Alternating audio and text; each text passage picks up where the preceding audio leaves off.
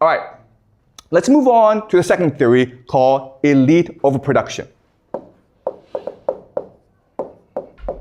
And this was proposed by a historian named Peter Turchin. And Peter Turchin spent decades looking at why societies rise and fall. He looked at the Roman Empire. He looked at the French Revolution. He looked at many different examples. And what he believed is societies fall, decline, collapse because of the idea of elite overproduction, meaning you have too many powerful people competing for limited positions of power. All right? So to understand this, I'm going to talk about another experiment called rat utopia. And rat utopia was a series of experiments conducted by an American scientist named James B. Calhoun. And what James Calhoun was trying to do in his experiments was try to figure out what living in a world of abundance and wealth and security meant. After World War II, the world was divided between the United States and the Soviet Union. It was the Cold War. But it was also a time of increasing abundance due to technology and peace. And the population was increasing. So James Calhoun conducted these experiments to figure out what this meant for the world. So what he did was this. He had a room, okay, that was sealed off from the world. And in the room, he put in food and water and housing for a colony of rats. Maybe like 10 rats at first, but they quickly became 400, 500 rats. And at first, the rats were really happy. But no matter how Calhoun configured the experiment, ultimately, the rats always ended up killing each other. Okay? So what he discovered is, if you live in a world of abundance and security, the end result is the rats always kill each other.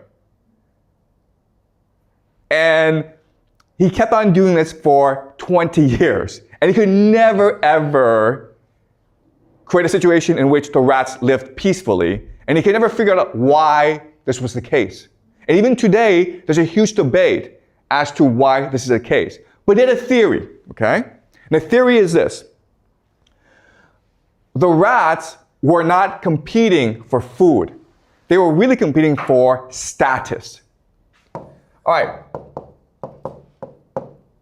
So let's think of this, okay?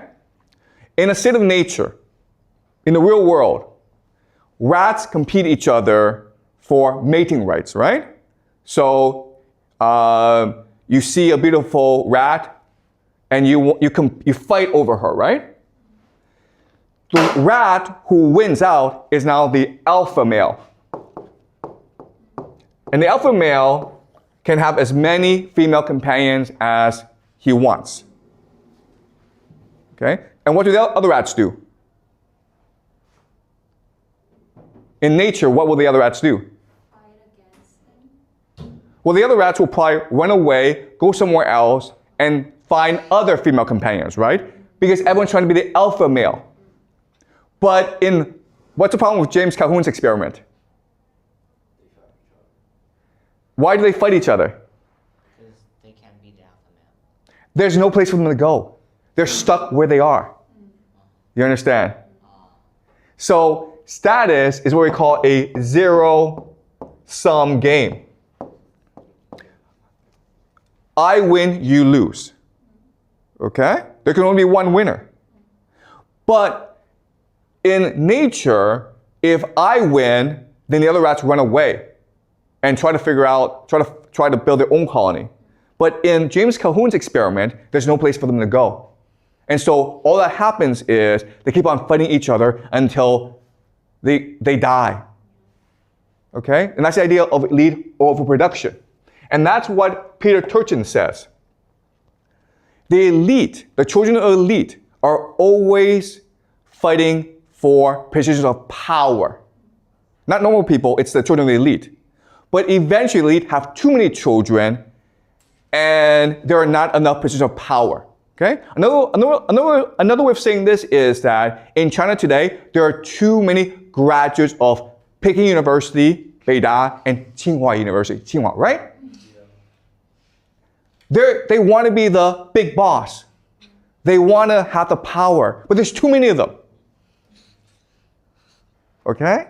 There's no place for them to go. And that leads to conflict in society.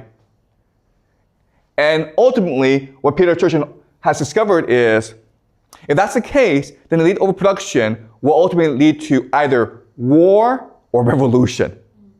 It will lead to the collapse of society. And there's no way around this. Okay? That's Peter Turchin. Now I want to go to the third theory. And the third theory is the idea of a civilizational life cycle. And this is proposed by a German philosopher, scholar named Oswald Spengler. And what he argues is that society, culture, civilization, it's no different from a person. As a person, as a human being, we go through a life cycle. We are born, we grow up, we mature, then we die. Right? And there's no way around this. We all have limited life cycles. You can live to 100, you can live to 150, but eventually you'll die. And what also Spengler says is that happens in society as well. And there's nothing anyone can do about this. So let's go over the life cycle for civilization, okay? In the beginning, you are in the village. Then you move to the town. Then you move to the city. Then you develop the megacity. Okay? Not all civilizations will go through the cycle, but the successful ones will go through the cycle. Okay? You start off, so the Romans, right? The Qing dynasty.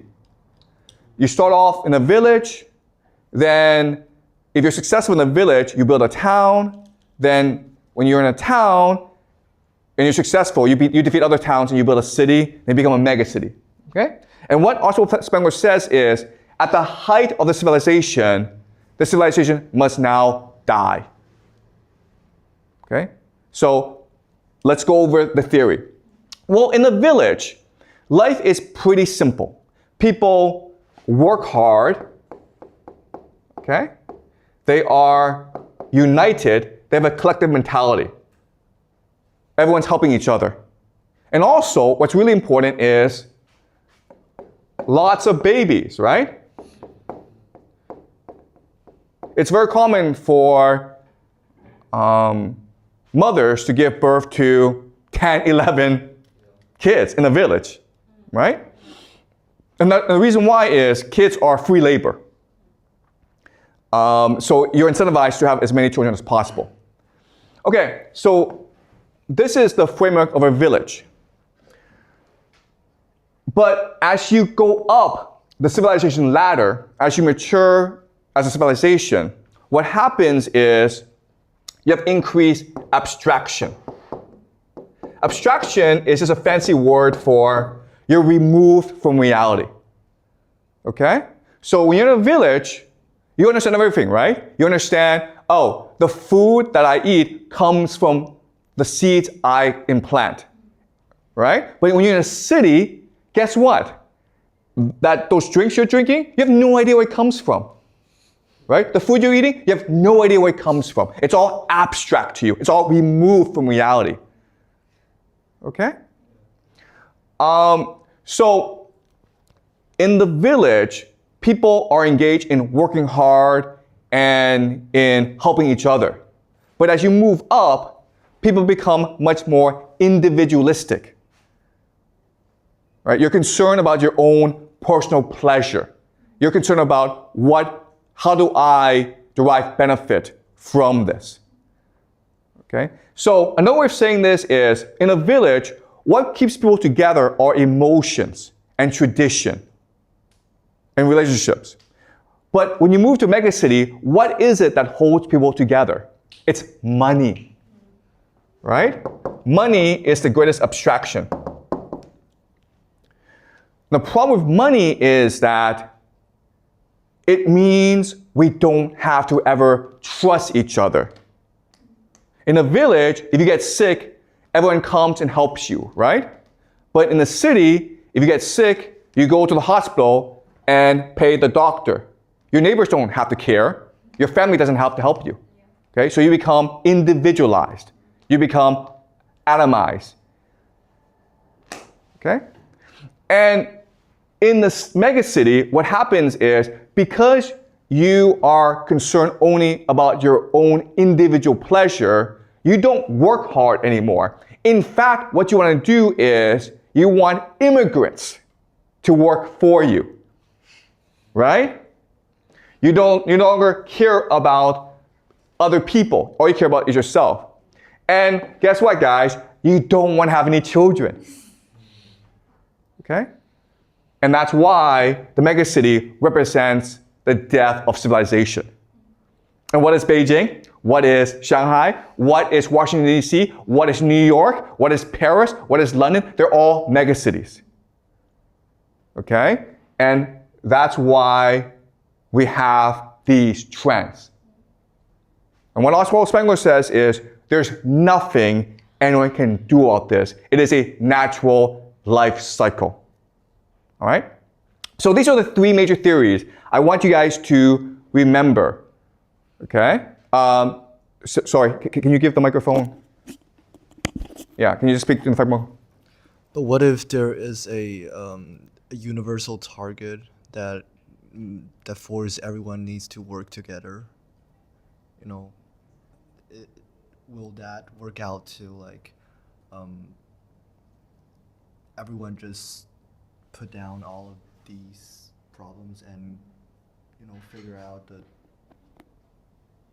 Yeah, okay, I understand. That is a great question, okay? So the question, to rephrase it, okay, is, yeah, but what if there's an external threat, okay? An external threat. If there's an external threat, then surely this system, this life cycle, can be extended, right? And external threats are examples of, hey, let's say there's an alien invasion. Let's just say China's being attacked by the United States, right?